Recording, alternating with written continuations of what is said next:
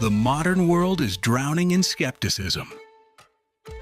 Your customers have a built-in radar for hype, half-truths, and manipulative sales scripts. If you build your business on those tactics, you are building on sand. But the architect knows a secret. In a world of noise, truth is the ultimate disruptor.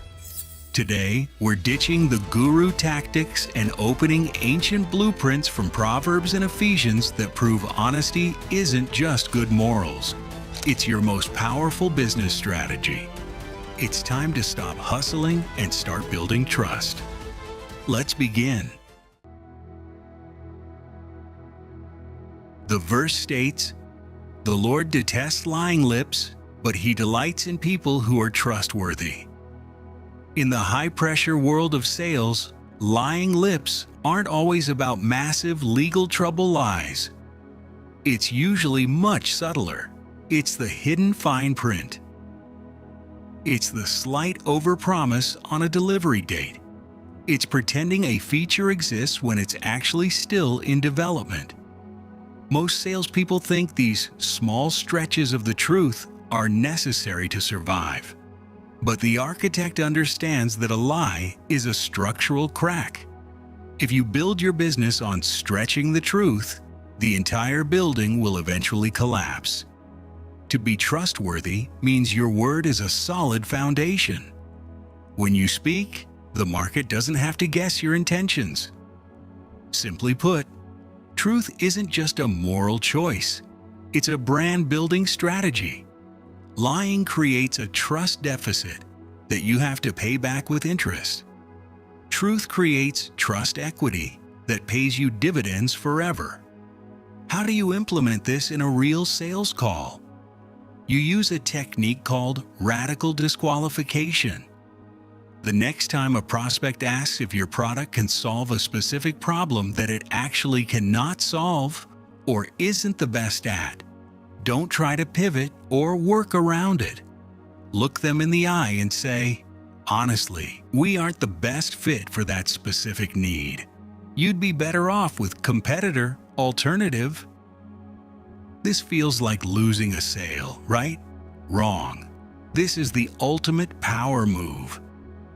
By telling the truth against your own immediate interest, you have instantly proven you are a person of integrity.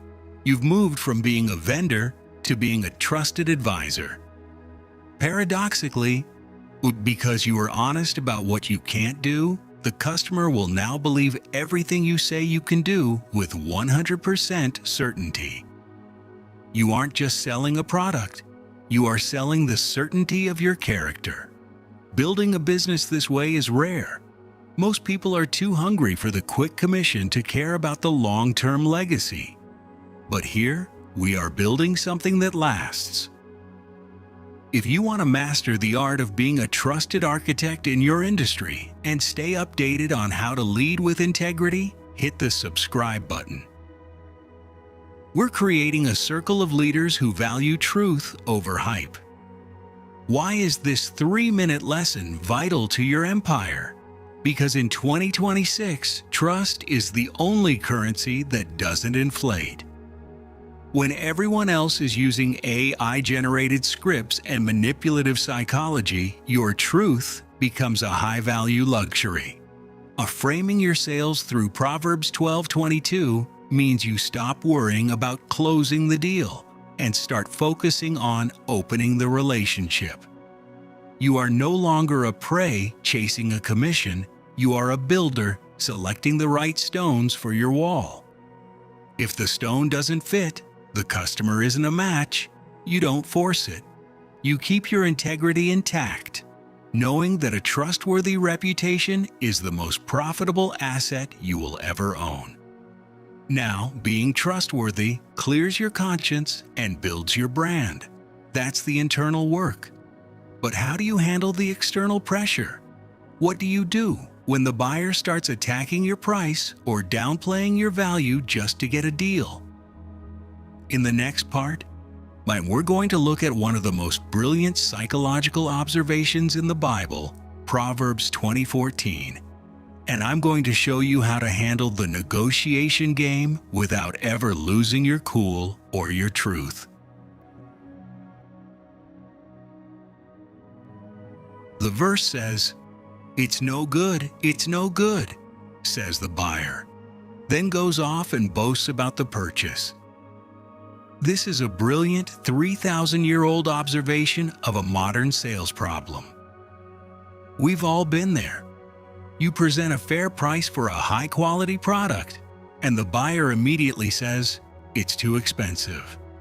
The quality isn't there," or "I can get this cheaper elsewhere." Simply put, this is negotiation theater. The buyer isn't actually telling the truth about your product. They are using a tactic to drive the price down. But notice the second half of the verse. Once the deal is done, what they go and brag to their friends about the incredible value they just got. They knew the truth all along. They just didn't want you to know they knew it. How do you apply this? You use the truth anchor technique.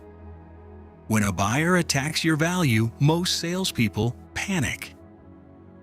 They start offering discounts, or worse, they start lying about limited time offers just to close the deal. When a prospect gives you the "it's no good" speech, don't get defensive. Smile. Realize that their criticism is actually a buying signal. If they truly didn't like the product, they would have walked away already. They are only complaining because they want to own it. Stay anchored in the truth.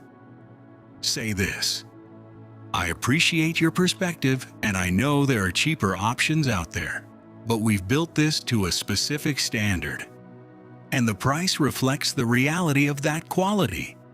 I'd rather lose a sale than lower the truth of what this product provides." By standing firm on the truth, you end the theater. You force the buyer to stop acting and start deciding.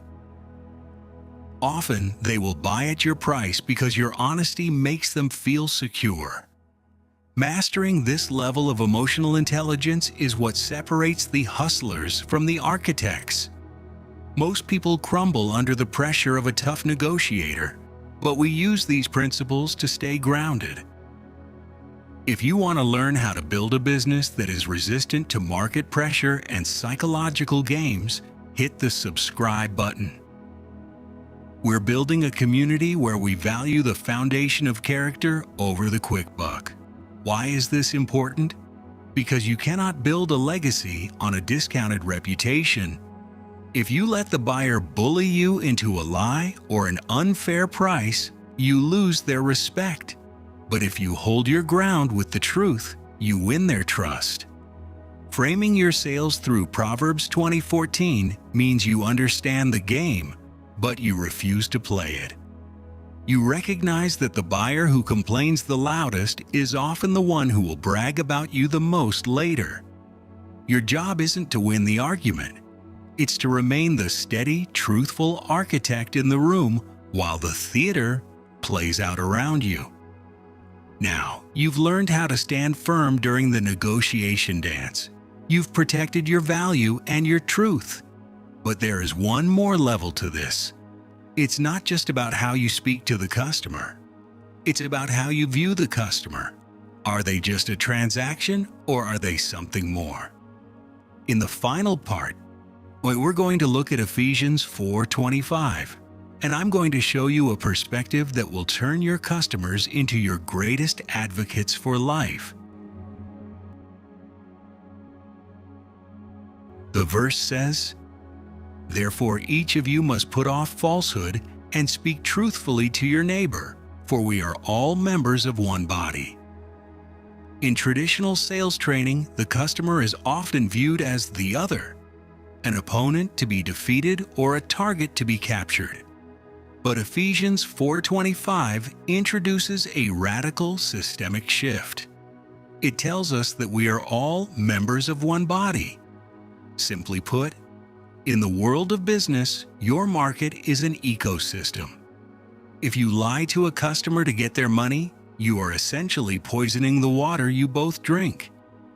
A lie might give you a short-term win, but it damages the body, the reputation of your industry, the trust of your community, and ultimately, your own future.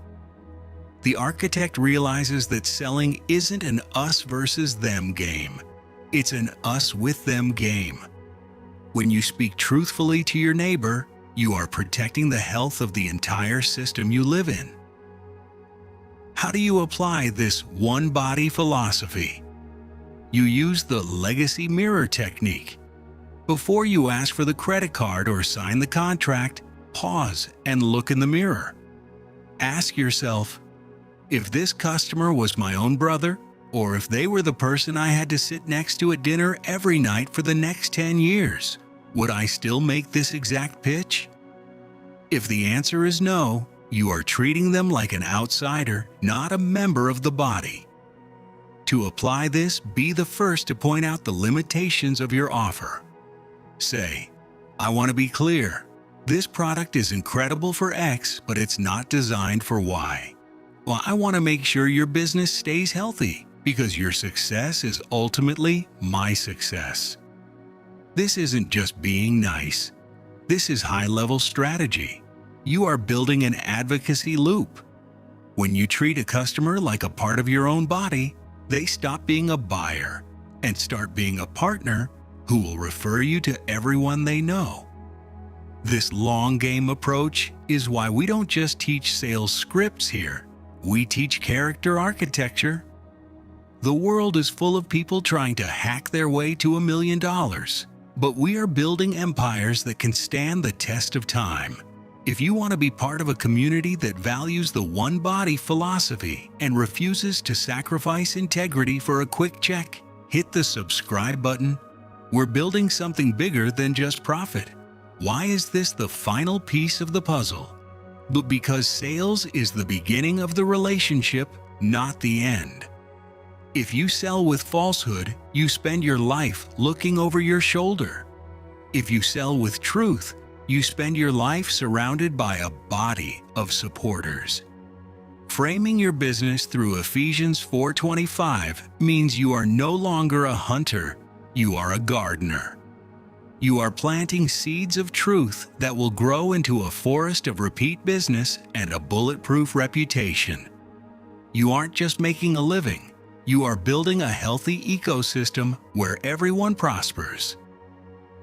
In a 2026 market saturated with AI-generated lies and manipulative hype, your sincerity is the ultimate disruptor. It's the one thing they can't automate. Go perform your legacy mirror audit on your current leads today. Stand tall in your truth. Thank you for building with me. I'll see you in the next chapter. Keep building.